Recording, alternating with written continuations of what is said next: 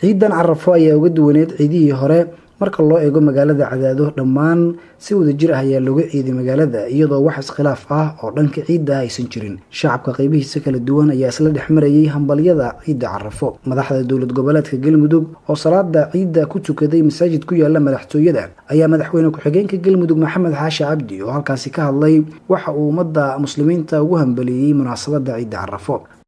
runtii maanta oo kale waa maalin aad muhiim u ah dhammaan muslimiinta oo dhan muhiim ku ah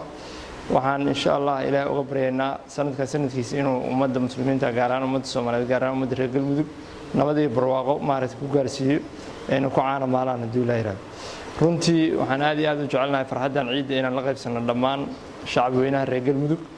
waxaan rabnaa inaan kala hadlo insha Allah hadii la yiraahdo dhowr qodob oo qodobka koowaad uu yahay runtii amniga sida alla socotaan dhiigga muslimiinta waa xaraan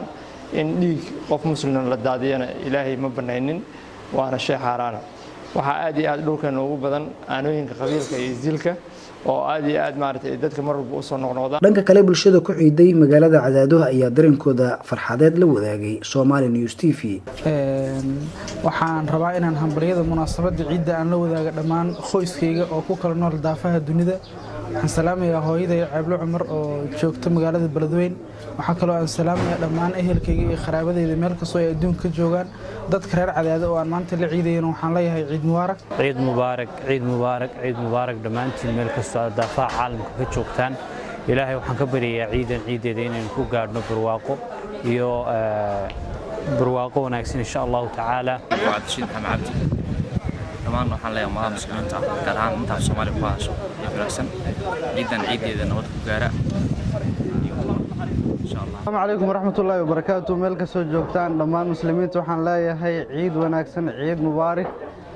magaalada Cadaado maanta si fiican ayaa looga ciiday waxaan dareemaynaa farxadda ciidda maana ciida dadka muslimiinta dhamaantood mar walba ay joogaan waxaan leenahay ciid mubaarak